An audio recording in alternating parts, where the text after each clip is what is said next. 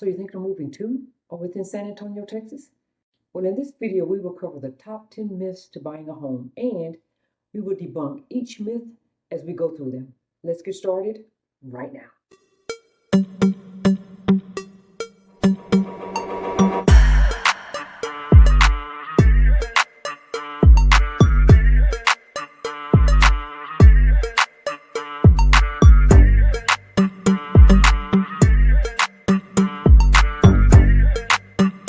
Good day and welcome to the channel.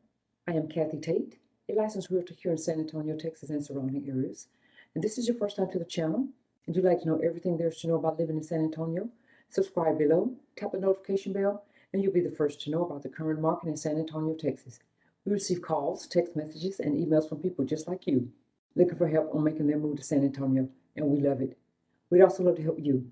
So if you're moving in 6 days or 60 days, give us a call, shoot us a text, send us an email, all in the description below, and we'll be happy to assist you with a smooth move to San Antonio, Texas. So we're discussing the top 10 myths of buying a home. I'll start with the most common myth that's at the top of the list, and that's you need a 20% down payment in order to purchase a home. That is a myth. That is not true.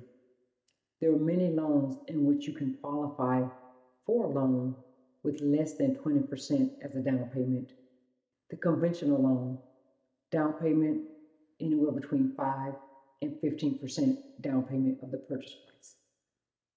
VA loan, qualified applicants, 0 down payment. A USDA loan, which is an agricultural loan, qualified applicants, 0 down payment. And these homes for agricultural loans are located in rural areas. And then there's the FHA loan, which is the Federal Housing Administration loan. Down payment requirements, 3.5% with a 580 credit score. So here again, debunked, 20% down payment is not required to purchase a home. The second myth, I cannot qualify for a home if I have student debt. That is not correct. You do not have to be debt-free in order to own a home. A lender will go through your entire portfolio, which includes your debt-to-income ratio, to determine how much of a monthly payment you can afford. Your debt-to-income ratio is you calculate all of your expenses, monthly expenses, and you divide that by your monthly income. That will tell you how much of a monthly payment you can afford. A lender will go through all of that with you. Now, it is better, or it's a good practice, for your debt-to-income ratio to be less than 36%. However, lenders do consider applicants who has a debt-to-income ratio higher than 36%. The myth is that you have to have a high credit score to buy a home. I just debunked that myth with FHA loans require a 580 credit score. You do not have to have a perfect credit score to purchase a home. There are loans out there for many buyers who have a lower credit score. There may be some additional fees involved because of the lower credit score, but there are certainly loans out there in which buyers with a lower credit score do qualify for. Get with the lender, go through your options, and go from there.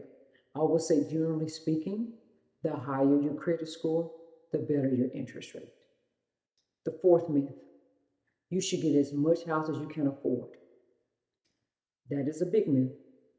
The bank will approve you based off your gross income with other factors. You have to know what you can tolerate as a monthly payment, because you pay your expenses, and I'm sure you know this, you pay your expenses out of your net income, not your gross income. So you have to know how much you can tolerate as it relates to a payment. A good rule of thumb is your payment should be 2 times to 2.5 times your gross monthly income. 2 times to 2.5 times your gross monthly income. Your monthly payments will have 4 components, usually: principal, interest, taxes, and insurance. PITI is the acronym. 4 components of your monthly payments: principal, interest, taxes, and insurance. The fifth myth is that the only upfront cost you'll need is your down payment. Your down payment is big, but that's not the only upfront cost that you have. You also have closing costs, which are usually 2 to 4% of the purchase price. Now, perhaps you've worked out something with the seller and they are paying some of your closing costs, or perhaps all of your closing costs, but we do need to factor that in if the seller is not paying for that. So that's your closing cost. You also have an inspection. An inspection is a few $100s. It depends on the size of your home, but that'll have to be paid up front. And then there's the appraisal. The lender will order an appraisal for the home, which will take place, of course, before you purchase the home, so we can make sure the home meets the value. Lenders usually require that appraisal fee is paid up front, but there are some lenders who will allow the appraisal fee to be paid at closing. The sixth myth is that you do not need an inspection. You should get an inspection. That is a myth. You need to know everything there is to know about that home before you purchase it. You do not want to purchase a home that you will later have some big expenses: roofing, HVAC, foundation, electrical, plumbing. You need to know going into this deal what type of home you're getting. So that is a myth. You should always have an inspection. The seventh myth is you must have a good work history to qualify for a loan. Now, employment history is a vital aspect of the mortgage application process. One way that a lender will assess if the buyer can consistently make monthly payments is that they have a stable work employment for 2 years. So anything prior to 2 years, you may or may not have to explain that. But if there are some gaps past 2 years of employment, a lender will be concerned and will want to have some explanation for that. There are some acceptable gaps in employment, but here again, the lender is the only one can go through those options with you and have that discussion with you. The lender is also looking for some red flags. There's been a gap in employment history past the 2 years for 6 months or more, or there's been frequent job changes. So anything that you can explain, any gap that you can explain and have documentation for, that will help you in working with the lender, because the lender is just strictly looking for stability and consistency in order to make the monthly payments.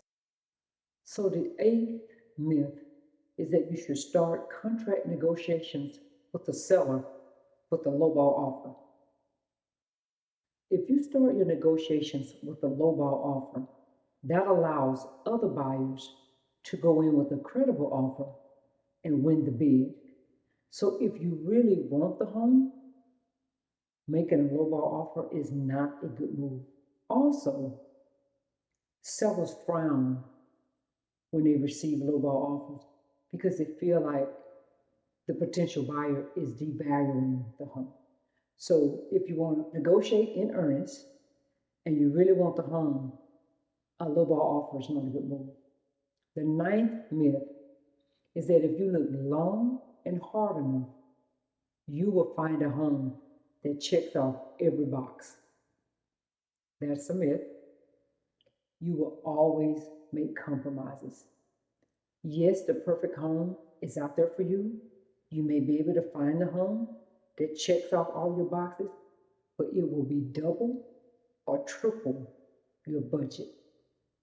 So a good rule of thumb is to make a list of what you really want in a home and make a list of what will be a deal breaker. And then narrow the list down to maybe about 5, and then work with a realtor. I'm happy to work with you. Work with a realtor to find you the home that you will be satisfied with. And the 10th myth is it's all about location. You've heard the phrase location, location, location. It's basically a real estate industry term. And it's true, location is important, especially when you're thinking of school districts or commute times to your job. But what is also important is functional. How functional will the home be to you and your family? For example, if a family of 5 is choosing between a 1-bedroom condo in downtown San Antonio and a 4-bedroom home out in the suburbs, the 4-bedroom home is probably a better functional home for the family. You still want a good neighborhood, you still want a good school district, and you're looking at commute times, but you also want to make sure that the house will be functional for the family. These are the 10 myths to home buying. Thank you for listening in today, and I hope I've shared some information with you that you can use. If you have any questions or you need a realtor to work with, give me a call, shoot me a text, send me an email, all in the description below, and I'm more than happy to assist you with making a smooth move to San Antonio, Texas.